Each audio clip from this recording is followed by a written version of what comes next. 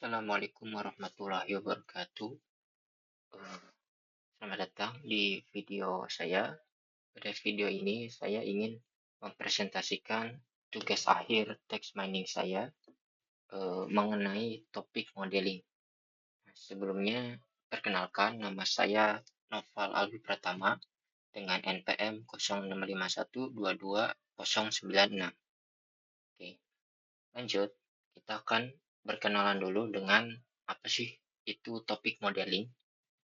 Nah, di sini topik modeling itu adalah sebuah metode statistik dan unsupervised machine learning yang digunakan untuk menganalisis sekumpulan dokumen teks dan menemukan topik-topik abstrak yang tersembunyi di dalamnya. Metode ini bekerja dengan asumsi dasar bahwa setiap dokumen itu merupakan campuran dari berbagai topik dan setiap topik itu dicirikan oleh sekumpulan kata yang sering muncul bersamaan. Secara sederhana, topik modeling tidak membaca atau memahami teks seperti manusia, melainkan mengidentifikasi pola kemunculan kata di seluruh koleksi dokumen untuk mengelompokkan kata-kata yang relevan ke dalam topik dan menentukan proporsi setiap topik dalam setiap dokumen. Topik-topik ini bersifat tersembunyi karena tidak pernah secara eksplisit disebutkan dalam teks, melainkan disimpulkan oleh modelnya itu sendiri. Nah, jadi ini adalah topik modeling. Selanjutnya, apa sih tujuan dan manfaatnya? Nah, tujuan dari topik modeling itu yang pertama, mengidentifikasi topik atau tema tersembunyi dalam sekumpulan besar dokumen teks. Selanjutnya, secara otomatis mengklasifikasikan dokumen ke dalam kelompok berdasarkan kesamaan kontennya, lalu meringkas data teks yang kompleks dengan merepresentasikannya sebagai distribusi topik. Lalu yang terakhir, kita dapat menemukan hubungan antar kata yang sering muncul secara bersamaan. Nah, lalu untuk manfaat topik modeling, yang pertama dia bisa digunakan untuk pengelompokan dokumen. Secara otomatis mengelompokkan dokumen berdasarkan topik yang dikandungnya. Lalu yang kedua, itu kita bisa eksplorasi data. Eksplorasi data teks memungkinkan peneliti atau analisis untuk menjelajahi dan memahami isi dari korpus teks yang besar tanpa harus membaca setiap dokumen secara individual. Seperti itu. Lalu yang ketiga, kita bisa melakukan analisis tren, mengidentifikasi tren topik yang muncul atau berkembang seiring waktu dalam data teks seperti berita atau publikasi ilmiah. Nah, jadi itu manfaat-manfaatnya. Nah, satu lagi nih yang tidak disebutkan di sini, topik modeling itu bisa juga digunakan untuk pengambilan informasi ya, mempermudah pencarian informasi yang relevan dengan memungkinkan pengguna untuk mencari dokumen berdasarkan topik, bukan hanya berdasarkan kata kunci. Nah, ini adalah tujuan dan manfaat dari topik modeling. Nah, lalu apa sih perbedaannya topik modeling dengan klasifikasi dan juga clustering? Nah, di sini kita baca dulu deh yang klasifikasi ya. Jadi, klasifikasi teks itu adalah metode supervised ya, atau terarah yang berarti memerlukan data latih berlabel dengan kategori yang sudah ditentukan sebelumnya. Tujuannya adalah untuk melatih model agar dapat menetapkan label yang benar ke dokumen yang baru. Sedangkan topik modeling itu bersifat unsupervised ya, tanpa arahan. Ia tidak memerlukan label awal dan tujuannya adalah untuk menemukan struktur topik yang ada secara alami di dalam data. Itu bedanya antara topik modeling dan klasifikasi. Lalu kita baca yang bagian clustering. Clustering text itu bersifat unsupervised dan bertujuan untuk mengelompokkan dokumen yang mirip, namun perbedaannya adalah clustering biasanya melakukan hard assignment ya atau hard clustering, di mana setiap dokumen itu dimasukkan ke dalam satu cluster saja.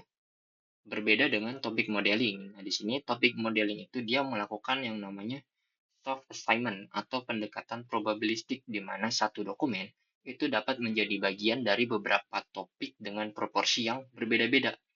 Hal ini memberikan representasi yang lebih kaya dan realistis karena sebuah dokumen seringkali membahas lebih dari satu tema. Jadi ini perbedaan antara topik modeling dan klasifikasi dan clustering. seperti itu. Nah, lalu ada apa aja sih jenis-jenis topik modeling? Nah, di sini kita bakal bahas dua jenis ya. Yang pertama itu adalah latent semantic analysis ya. Bentar, oke. Latent semantic analysis atau LSA adalah metode dekomposisi matriks yang menggunakan singular value decomposition atau SVD untuk mengurangi dimensi matriks term dokumen. Tujuannya adalah untuk mengidentifikasi konsep-konsep paten atau topik dalam korpus teks dengan mengelompokkan kata-kata yang sering muncul bersamaan dalam dokumen yang sama. Meskipun efektif dalam menemukan hubungan semantik, LSA tidak secara eksplisit memodelkan dokumen sebagai campuran topik dan seringkali agak sulit untuk menginterpretasikan topik yang dihasilkan karena sifatnya yang aljabar. Nah, ini LSA. Selanjutnya ada latent Dirichlet allocation atau disingkat LDA. Ini adalah model generatif probabilistik yang mengasumsikan bahwa setiap dokumen adalah campuran dari beberapa topik dan setiap topik adalah campuran dari beberapa kata. LDA menggunakan distribusi Dirichlet untuk memodelkan distribusi topik dalam dokumen dan didistribusi kata dalam topik. Ini memungkinkan interpretasi yang lebih intuitif tentang topik yang dihasilkan, karena setiap topik direpresentasikan oleh sekumpulan kata dengan probabilitas tertentu, dan setiap dokumen dapat dilihat sebagai kombinasi topik-topik tersebut. LDA lebih populer untuk tugas-tugas penemuan topik karena dasar probabilistiknya yang kuat dan interpretasi hasilnya yang lebih mudah. Ini adalah LDA. Nah, selanjutnya apa sih perbedaan antara LSA dan LDA? Nah, perbedaannya yang pertama, berdasarkan pendekatan dan asumsi model, LSA itu adalah pendekatan aljabar yang tidak didasarkan pada model probabilitas. Ia tidak membuat asumsi tentang bagaimana data dihasilkan. LSA hanya bertujuan mengurangi dimensi matriks term dokumen untuk menemukan struktur laten yang paling signifikan secara linear. Nah, kalau LDA itu adalah pendekatan probabilistik Bayesian. Asumsi utamanya adalah bahwa dokumen merupakan campuran probabilitas dari beberapa topik, dan topik adalah campuran probabilitas dari sejumlah kata. Ini adalah model yang lebih kompleks secara teoritis, tetapi seringkali lebih sesuai dengan cara bahasa alami itu digunakan. Nah, lalu, secara pendekatan matematis, LSA itu menggunakan Singular Value Decomposition atau SVD, sebuah teknik deterministik dari aljabar linear. Sedangkan LDA itu menggunakan distribusi Dirichlet dan distribusi multinomial. Proses inferensinya, seperti Gibbs sampling, itu bersifat stokastik untuk memperkirakan distribusi probabilitas yang paling memungkinkan. Lalu selanjutnya, hasil yang diharapkan kalau LSA itu dia menghasilkan vektor dalam ruang semantik yang nilainya bisa positif atau negatif, sehingga interpretasinya sebagai proporsi topik tidak intuitif. Ia lebih menunjukkan kedekatan atau jarak dalam ruang konsep. Nah, kalau LDA itu menghasilkan distribusi probabilitas yang lebih jelas dan mudah diinterpretasikan. Outputnya secara eksplisit itu menyatakan bahwa dokumen A itu terdiri dari 70% topik 1 dan 30% topik 2 dan topik 1 dicirikan oleh kata bank misalnya 25% saham 20%. Jadi ada proporsi katanya untuk setiap topiknya. Hasil ini lebih mudah dipahami oleh manusia. Jadi itu ya perbedaan antara LSA dan LDA. Oke, selanjutnya nah di sini saya mempraktikkan ya topik modeling berdasarkan kasus dari saya. Jadi di sini saya studi kasusnya adalah melakukan topik modeling pada ulasan produk. Nah, produknya itu produk apa? Nah, jadi di sini dataset ya ulasan yang saya gunakan itu saya menggunakan data ulasan dari produk Cuisine Art ya, 4-slice toaster oven. Jadi ini sebenarnya produk toaster oven yang mereknya itu Cuisine Art ya. Ini dijual di Amazon. Nah, dari Amazon, data ini saya peroleh melalui penggunaan browser extension web scraper. Jadi nama extension itu web scraper. dia diinstal melalui web store di Google Chrome. Nah, extension ini memungkinkan saya untuk mengekstraksi data ulasan pada produk website Amazon secara sistematis dan mudah. Hasil akhirnya itu saya dapat jumlah ulasan sekitar 639 data ulasan dengan persebaran yang merata dari rating 1 sampai 5. Jadi jumlah rating 1, 2, 3, 4, dan 5 itu jumlahnya hampir sama ya, atau ya seimbang.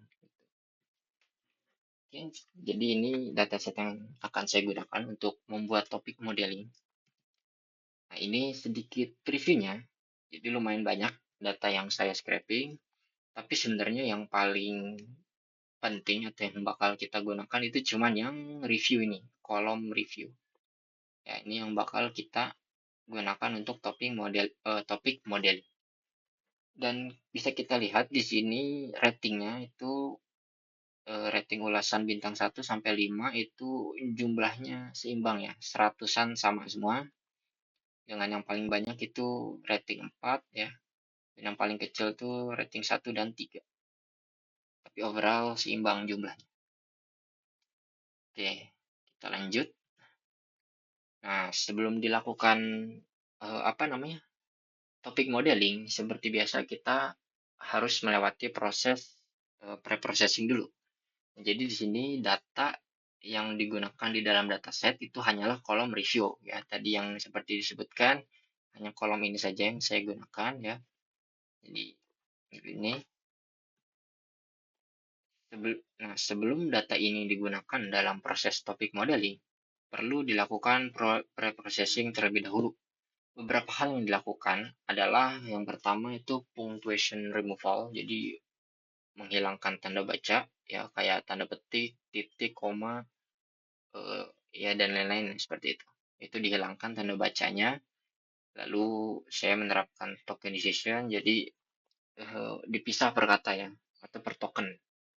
Selanjutnya kita menerapkan yang namanya scaffolding.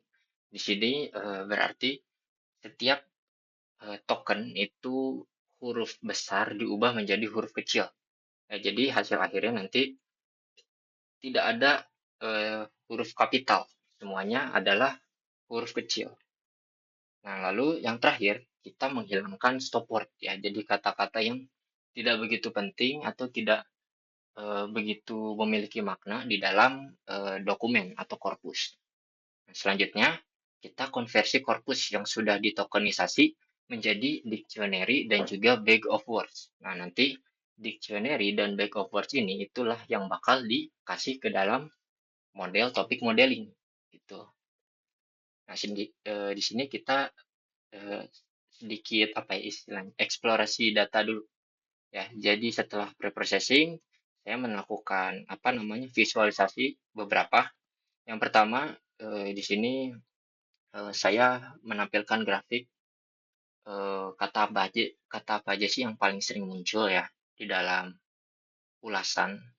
Jadi di sini bisa kita lihat data yang atau kata yang paling sering muncul di dalam ulasan itu yang pertama itu adalah toaster ya. Tentu saja karena ini adalah ulasan dari produk toaster oven. Tentu saja produknya bakal sering disebut. Ya, jadi di sini toaster, toast, terus work ya, berarti ya banyak yang menyebutkan toasternya ini work atau mungkin ada selipan di sebelumnya doesn't work gitu. Tapi di sini banyak yang membahas apakah produk tersebut bekerja atau tidak. Dan juga bread ya, karena toaster itu sering dipakainya buat memanggang roti ya. Itu juga roti jadi sering disebut. Nah, selanjutnya ini ada banyak juga ya. Mereknya Cuisine Art itu juga sering disebut. Terus bagel ya, itu mirip kayak roti juga sering disebut. Tapi di sini kita bisa lihat ya, eh, frekuensi kata yang paling sering disebutkan itu adalah kata-kata ini ya. Ini ada 15 kata yang saya tampilkan di sini. Nah, selanjutnya saya juga memvisualisasikan CloudWord ya. Jadi ya bisa kelihatan lah di sini kan paling banyak toaster ya. Jadi sudah jelas di CloudWord pasti yang paling besar tulisannya atau katanya adalah toaster. Ya di sini paling besar, lalu selanjutnya ada toast, Ada time, quality, breadth, burn, cuisine art, brand, dan macam-macam ya. Tapi ya kita cuman melihat ya, apa namanya, kata apa sih yang paling sering disebutkan oleh pengguna atau pembeli di dalam ulasan. Itu ini. Yang kedua ini kita bisa tahu. Nah, selanjutnya eh, tadi kan kita udah preprocessing ya teksnya dan udah kita ubah ke dalam dictionary dan juga back of words. Selanjutnya, kita melakukan training model. Nah, kita menggunakan GenSim ya. Jadi GenSim ini adalah library topic modeling yang bisa digunakan dalam bahasa pemrograman Python. Beberapa model topik modeling yang disediakan oleh GenSim itu adalah LSA dan LDA yang kita bahas ya. Dengan menggunakan data yang sudah di preprocessing, akan dilakukan proses training model. Digunakan variasi num topics dari 1 sampai 20. Jadi di sini saya nggak cuma bikin satu model, yaitu model LDA satu aja, LSA satu aja, enggak. Saya bikin variasi dari LSA dan LDA ini. Karena kita apa ya, perlu menentukan dokumen ini tuh dibagi ke dalam berapa topik sih. Nah, itu ditentukan dari parameter numTopics. Nah, di sini saya coba variasi topicsnya itu untuk dokumen ulasan ini tuh saya coba bagi dari 1 sampai 20. Nah, nanti untuk menilai yang paling bagus itu yang mana itu kita menggunakan yang namanya coherence score ya. Jadi model LSA dan LDA yang akan digunakan adalah model yang memiliki nilai coherence score-nya itu paling tinggi. Seperti itu. Nah, di sini kita bakal coba lihat ya, atau hasilnya untuk model LSA dulu. Kita evaluasi model LSA dulu. Jadi di sini kan kita mencoba ya, dari topik 1 sampai 20. Dan kita ambil yang coherence score-nya itu paling tinggi. Bisa dilihat di sini ya, 1 sampai 20 dan yang Y-nya ini nih, itu adalah coherence score-nya. Kalau kita lihat nih, puncaknya itu ada di coherence score, apa namanya, topik modelingnya itu dibagi ke dalam 3 topik. Dia coherence score-nya itu paling tinggi ya, mendekati 0,58. Nah, maka dari itu, untuk LSA, kita akan memilih topik modelingnya itu jumlah topiknya 3 ya. Selanjutnya, nah di sini kita coba melihat distribusi topik per dokumen ya untuk si LSA ini. Jadi saya ambil sampelnya dari dokumen 200 sampai 219. Kenapa cuma sebagian? Karena ulasannya kan lumayan banyak ya. Satu rating aja ada seratusan ulasan. Berarti kalau di jumlah 5 rating, totalnya ada 500 ulasan lebih. Nah, ini nanti jadi kecil kalau divisualisasiin. Makanya saya apa namanya? Ambil sampelnya beberapa lah. 20 ulasan sekitar segitu. Nah, di sini bisa dilihat ya distribusi topiknya dari dokumen atau ulasan ke 200 sampai 219 itu gimana ya. Mayoritas ini apa namanya pada ke arah topik satu ya. Ada yang paling gede nih 0,82, 0,78, 0,78. Nah, tapi di sini ada beberapa yang eh, besar skornya di topik ke 2 dan 3. Misalnya di sini nih dokumen atau ulasan 213 itu distribusi di topik 2-nya itu paling tinggi ya, berarti agak mendekati atau paling masuk ke dalam topik 2. Lalu untuk dokumen 216 ini kita lihat topik ketiganya juga lumayan gede nih, 0,53 ya. Berarti dokumen 216 ini dia paling condongnya itu ke topik yang ketiga. Seperti itu. Tapi mayoritas bisa kita lihat lebih gelap yang di topik 1. Kebanyakan ulasan itu masuknya ke topik 1. Seperti itu. Nah, ini apa namanya?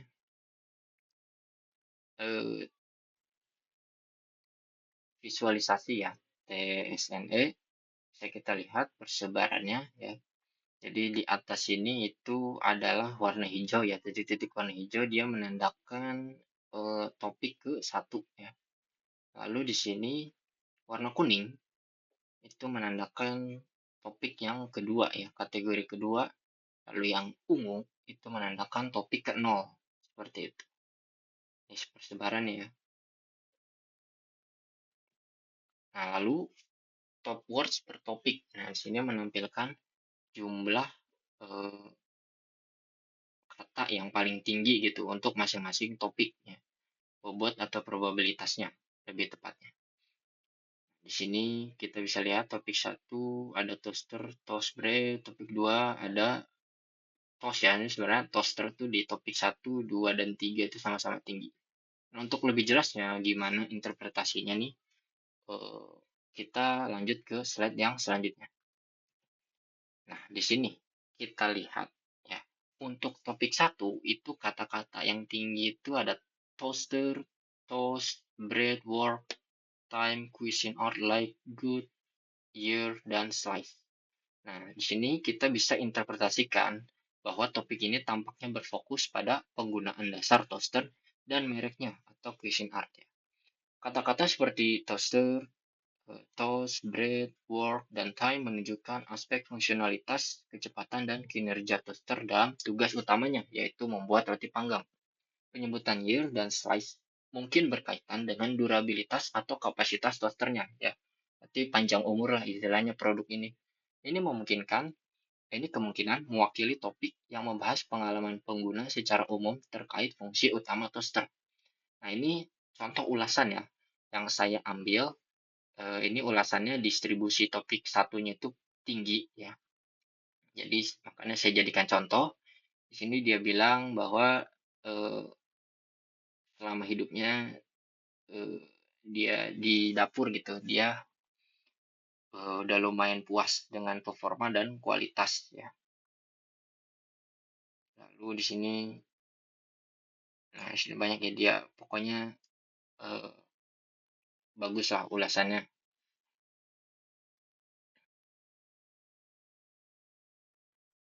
Ya, meskipun ada beberapa kritik, tapi overall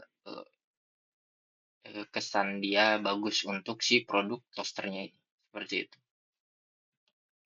Lalu di topik kedua nih, ini meskipun nggak kelihatan, tapi di sini sudah saya tuliskan top apa namanya top kata yang memiliki probabilitas tertingginya, yaitu ada toast, ada minus toaster, bread, burn, bagel, like, work, setting, year, dan set.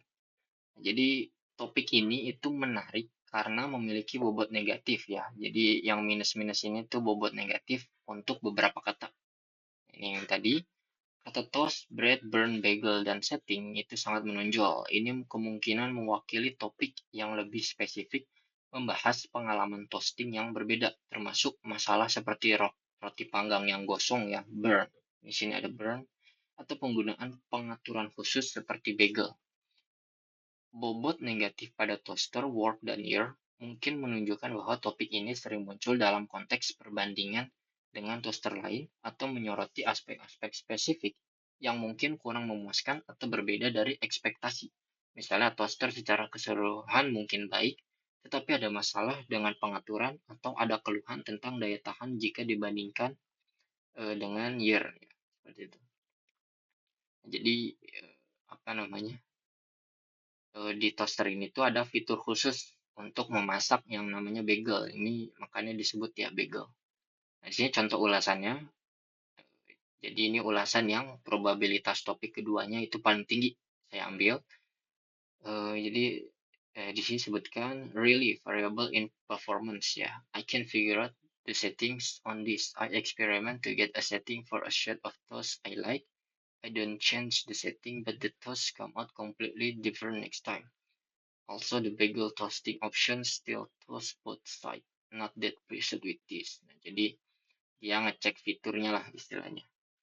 Dan uh, fitur settingnya untuk mengatur apa namanya shade of toastnya itu nggak begitu konsisten gitu. Jadi meskipun settingan sama, cuman outputnya gosongnya toastnya itu beda setiap kali dicoba gitu. Dan juga dia kurang puas dengan opsi bagel toastingnya seperti itu. Ini topik yang kedua.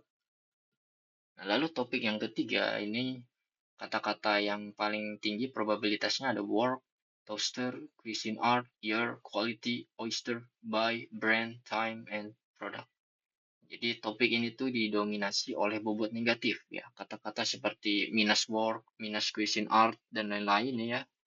Itu menunjukkan bahwa topik ini kemungkinan besar berkaitan dengan pengalaman negatif, keluhan, atau perbandingan yang tidak menguntungkan.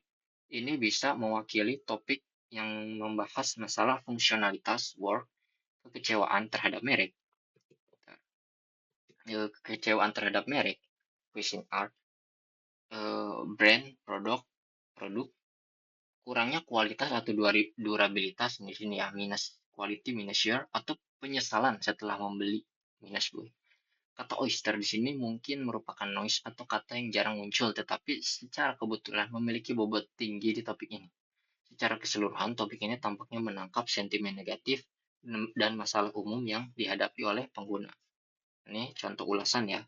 Untuk topik 3, jadi di sini works but very poor quality.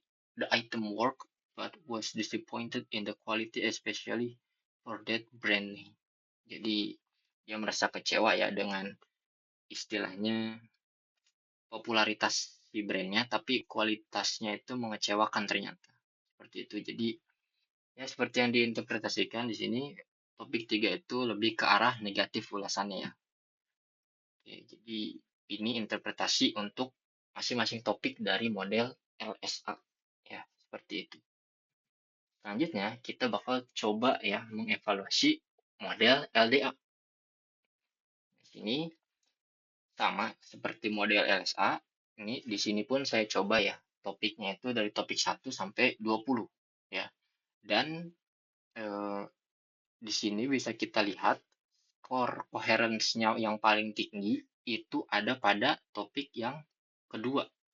Ya, jadi kalau dibagi ke dalam dua topik, dia coherence-nya itu paling tinggi.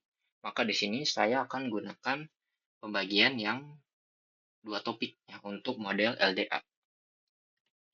Nah, di sini kita coba lihat ya distribusi topik per dokumennya jika dibagi ke dalam dua topik. Di sini bisa kita lihat ya, seimbang lah ya. Di sini dari dokumen 0 sampai 19 ya. Jadi nggak semuanya sama kayak yang LSA, saya cuma ambil 20 sampel aja. Cuman buat melihat gimana sih pembagiannya. Nah, di sini kita bisa lihat untuk LDA ini lumayan seimbang ya dibandingkan LSA yang condongnya ke topik 1 semua. Di sini bisa kita lihat eh, topik 1 dan topik 2 itu sama-sama apa ya istilahnya banyak lah yang tinggi dokumennya. Di sini bisa kita lihat warnanya yang gelap ya. Itu kan tandanya dia skornya tinggi itu ada di topik 1 dan topik 2. Seimbang lah istilahnya.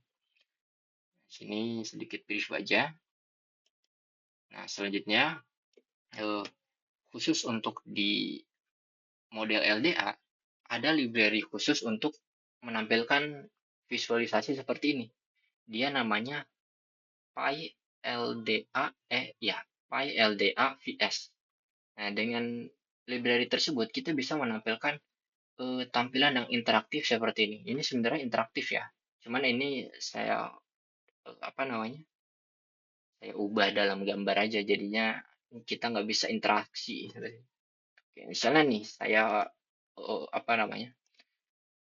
Kasih lihat nih di Google Colab-nya itu tampilannya seperti ini nih.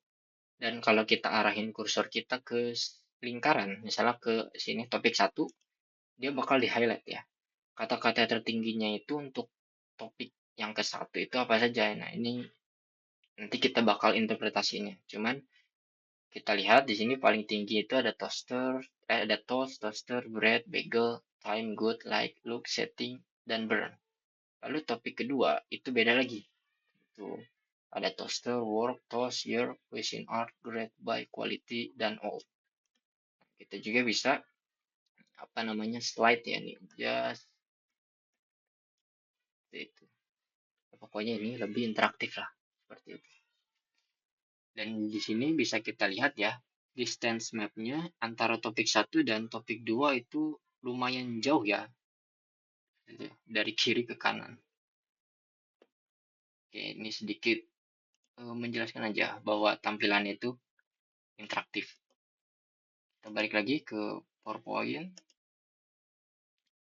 Oke, next. Selanjutnya, ini adalah top words per topiknya ya. Jadi sama kayak LSA, di sini saya tampilkan untuk topik 1 itu kata-kata apa saja yang memiliki bobot yang paling tinggi untuk topik tersebut. Ya. Nah, selanjutnya kita coba interpretasikan ya untuk masing-masing topik. Jadi topik yang pertama di sini isi kata yang probabilitasnya paling tinggi ada toast, toaster, bread, bagel, time, good, like, look, setting, dan burn.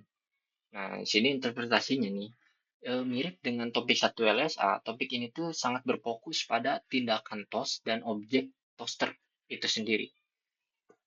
Kata-kata lain seperti bread, bagel, time, good, light, look, dan setting itu menunjukkan aspek fungsional, estetika, ya, kecepatan, dan penggunaan berbagai jenis roti atau pengaturan.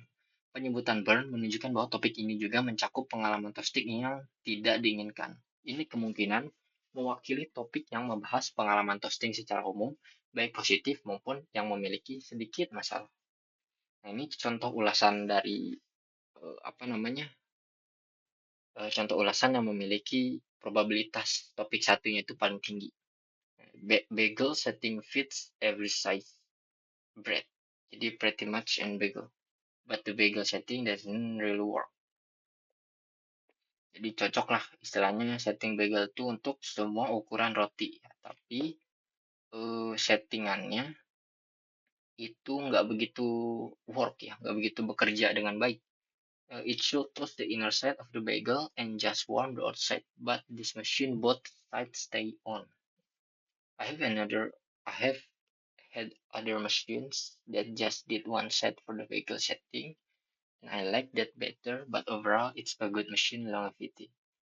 I don't know yet, but it comes with a warranty and I suggest you buy it. Jadi ya ada sedikit fitur yang kurang serp lah si pembelinya ini menyebutkan. Jadi terutama di fitur bagelnya ya, settingan bagelnya itu kurang memuaskan. Dan dia membandingkannya dengan produk lain yang serupa gitu, bahwa produk lain tuh ada yang lebih bagus loh settingan bagelnya gitu. Tapi dia juga bilang bahwa produk ini tuh bagus lah umurnya, panjang umur, dan juga ada garansi ya, seperti itu. Untuk topik kedua, nah ini kata-kata yang memiliki bobot paling tinggi itu ada toaster, work, toast, year, cuisine art, grade, buy, quality, old, dan brand. Jadi di sini topik ini juga mencakup toaster, work, dan toast ya. Kata-kata seperti year, cuisine art, grade, buy, quality, dan old sangat relevan di sini. Topik ini kemungkinan berkaitan dengan merek ya, durabilitasnya, dan pengalaman pembelian atau kepemilikan jangka panjang. Kata grade dan quality menunjukkan bahwa topik ini mungkin sering muncul dalam ulasan positif yang memuji kinerja dan daya tahan toaster Cuisinart art. Di sini contoh ulasannya ya. Great design from the 1990s. Great toaster. We bought our first one of this design in lama juga nih. Dia di tahun 1993. This one is just as good as the original. Why change when it just plain works? Making perfect toast every time. Jadi untuk topik kedua pun ini apa namanya positif juga overall ulasannya, tapi lebih menekankan ke unsur tahan lamanya ya dari si produk toaster ini gitu. Jadi seperti ini interpretasi untuk topik 1 dan topik 2 dari model LDA ya. Nah, di sini kita bisa ambil kesimpulan ya. Kedua model itu berhasil mengidentifikasi topik yang berkaitan dengan fungsi inti toaster, yaitu membuat roti panggang, dan aspek kualitas atau durabilitasnya. Nah, untuk LSA yang 3 topik tadi itu memisahkan aspek negatif, ya, topik yang ketiga, dari pengalaman penggunaan umum, topik 1, dan pengalaman toasting yang spesifik, topik 2. Hal ini mungkin memberikan pemahaman yang sedikit lebih granular tentang jenis-jenis ulasan yang ada. Nah, surprisingly, LSA malah lebih mudah diinterpretasikan.